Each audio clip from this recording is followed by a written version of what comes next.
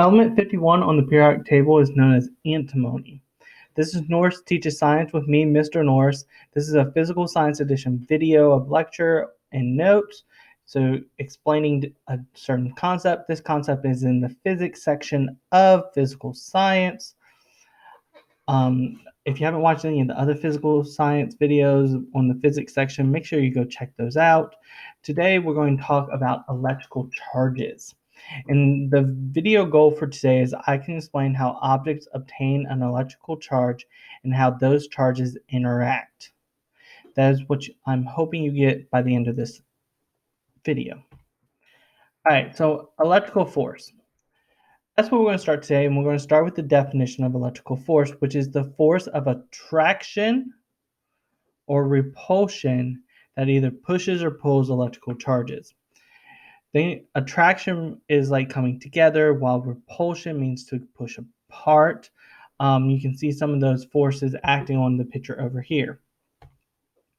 Now, electrical charges. There are two types of electrical charges. You could have a positive charge, which are protons, and you have negative charge, which are the electrons. But the overall charge of an object is determined by the electrons. So if you have more electrons than you have protons, then you have a negative charge. If you have less electrons than you have protons, you have a positive charge. Now, if protons and electrons are equal, we call that a neutral charge. And most things are neutrally charged, but objects can be charged as positive or negative by taking or gaining electrons. An electrical field is the area around the charged particles. It's where it exerts its force, it exerts the attraction, exerts the repulsion. All right, and all charges have these somehow. So let's talk about the force of attraction. Force of attraction when objects with different charges move towards each other or they attract. So there's only two charges, positive and negative. If you have a positive charge and a negative charge and they're brought near to each other, they are going to go towards each other and combine together and be attracted. So a positive and negative come together. It also works for magnetic poles, but we're going to have a whole different video on magnetic forces. Now, the force of repulsion is a little different. Objects with like charges will move away or repel one another. So if you say you have a positive charge near another positive charge, they're going to make sure that they stay away from each other. Same thing works with a negative charge near a negative charge.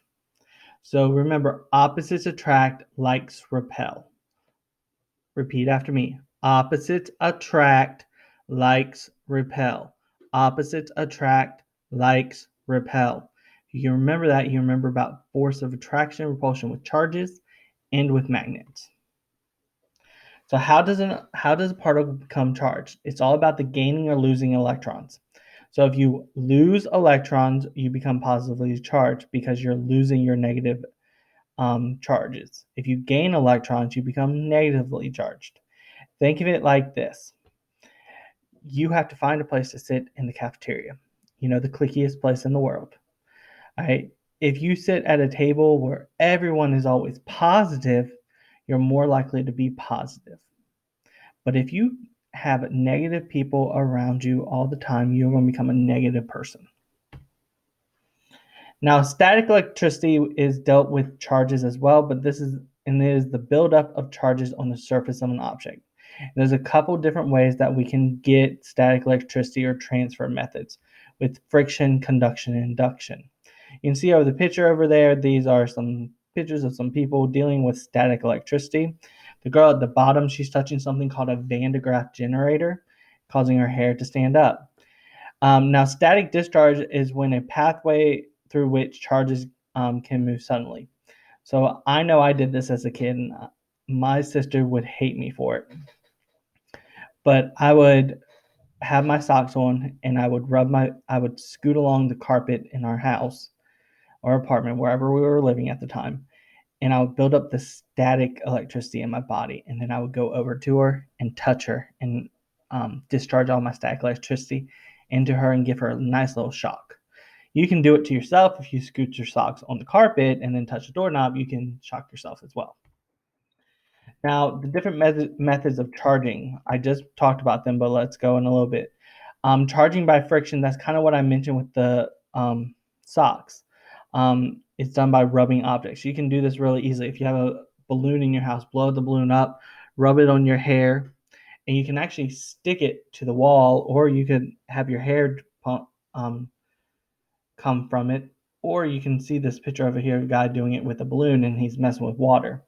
But the balloon gains electrons while your hair, if you do it to your hair is losing electrons. So the balloon becomes negatively charged and your hair becomes positively charged. Charging by conduction, this is charging by touching. Think of this like plugging your phone directly into the phone plug, into the wall. You're going to charge it by conduction. Things have to touch for charging by conduction. The other one is charging by induction. And this is a new way of charging cell phones nowadays. Unless this video gets really old, then I don't know what happens then. I can't see the future. But what happens with this is you're going to charge an object without being near it. So sometimes you have those little wireless charging pads. You just stick your phone on and it charges it. It's actually charging by induction because there's no connection between the charge ports. You can actually do this very easily too. If you have some paper on the table, like scraps of paper or like confetti, rub the balloon to your hair, get the balloon charged, and then you can actually pick up stuff, pick up the confetti because you're charging the confetti by induction. But that's a little bit about electrical charges and how objects become charged. Hope you learned something today. Come back for more videos, and I'll see you at the next one. Miss Norris is out.